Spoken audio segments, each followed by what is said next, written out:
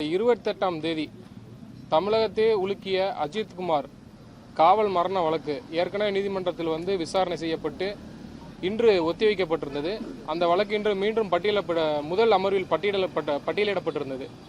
இந்த வழக்கில் அரசு தரப்பில் ஒரு பதில் மனுவும் ஏற்கனவே இந்த நீதிமன்றம் நியமனம் செய்த அடிஷனல் ஜட்ஜ் அவர்கள் தாக்கல் செய்யப்பட்ட அவருடைய ஆவணங்களையும் நீதிபதிகள் படித்து பரிசீலனை பண்ணாங்க.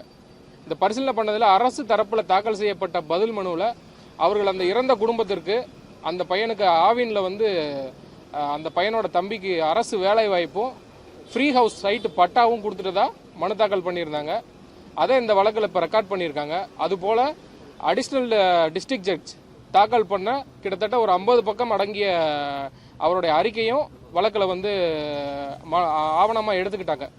இதில் அரசு தரப்பில் இன்னைக்கு சொன்ன முக்கியமான கருத்து என்னன்னா, நாங்கள் இவங்களுக்கு காம்பன்சேஷனாக தான் இந்த வேலை வாய்ப்பும் அது மட்டும் இல்லாமல் இந்த ஃப்ரீ ஹவுஸ் சைட் பட்டாவும் கொடுத்துருக்கோம்.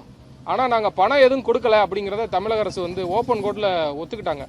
ஆனால் இதுவரைக்கும் அத்தனை லட்சம் கொடுக்கப்பட்டது, இத்தனை லட்சம் கொடுக்க போகிறோன்னு சொல்லி பரவிக்கிட்டு இருந்தது எல்லாமே பொய் அப்படிங்கிறது இன்று அரசு தரப்பில் சப்மிட் பண்ண சப்மிஷனில் தெரிய வந்துருச்சு. அதனால் வழக்கு இப்போ மதியானம் 2 ஆளுக்கு ஒதுக்கி வச்சுருக்காங்க. அது எதற்காகனா, எவ்வளோ காம்பன்சேஷன் உங்கள் தமிழக அரசு இந்த இழந்த குடும்பத்துக்கு கொடுக்க பணமாக கொடுக்கறதுக்கு தயாராக இருக்குது அப்படிங்கிறத கேட்டு சொல்லியிருக்காங்க. அவங்க 2 வாரம் ஒத்தி வச்சாங்க. ஆனால் தமிழக அரசோட கூடுதல் வழக்கறிஞர் நான் மதியானமே கேட்டு சொல்கிறேன் எவ்வளோ பணம் கொடுக்க முடியும் அப்படின்னு சொல்லி ஒத்தி வச்சுருக்காங்க. இதே தமிழக அரசு கள்ளக்குறிச்சியில் நடந்த சம்பவத்துக்கு 10 லட்ச ரூபாய் தூக்கி கொடுத்தாங்க. இன்று இவர்களுக்கு கொடுக்கப்பட்ட இந்த ஃப்ரீ ஹவுஸ் சைட் பட்டாவும் இந்த அரசு வேலை வாய்ப்பும் தான் இவங்களுக்கு காம்பன்சேஷன் சொல்லி சொல்கிறாங்க.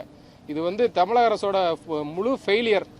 இதை ஆனால் நீதிமன்றம் அப்படியே விட்டுறல. பணம் ஏதாவது கண்டிப்பாக கொடுக்கணும். இந்த உயிரோட மதிப்பை எதனாலையும் மதிப்பிட முடியாதுங்கிறத உறுதி செஞ்சு மதியானத்துக்குள்ளே கேட்டு, அந்த இறந்த நபருக்கு மட்டும் கிடையாது, இறந்த நபர் கூட ஏகப்பட்ட பேர் 3-4 நபர்கள் அடிக்கப்பட்டு துன்புறுத்தப்பட்டுள்ளனர். அவர்களுக்கும் சேர்த்து என்ன காம்பன்சேஷன் கொடுக்க முடியுங்கிறத தமிழக அரசை கேட்டு மதியானம் ரிப்போர்ட் பண்ண சொல்லியிருக்காரு.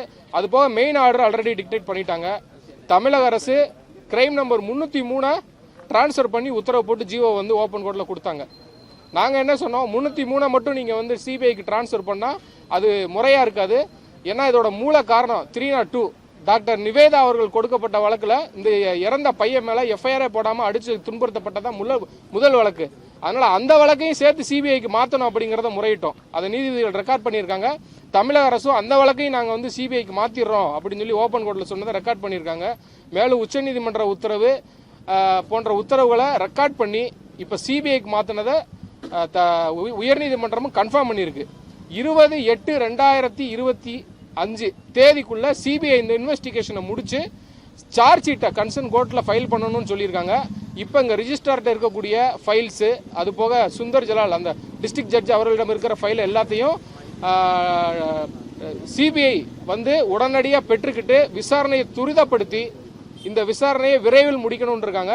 வழக்கை முடிச்சு வைக்கல. இந்த வழக்கை இந்த நீதிமன்றம் கண்டினியூவா மானிட்டர் பண்ண போகுது அப்படிங்கறத சொல்லியிருக்காங்க. அதனால 20/8/2026 அவங்க இந்த விசாரணையை முடிச்சு சார்ஜ் ஷீட் ஃபைல்ட் ஆயிருச்சு அப்படின்னா அடுத்த கட்டமா நீதிமன்றத்தின் மூலம் குற்றவாளிகள் தொடர்ச்சியாக கண்காணிக்கப்பட்டு அவர்களுக்கு தண்டனை பெற்றுக் கொடுக்கப்படுங்கிறது இன்றைய உத்தரவு.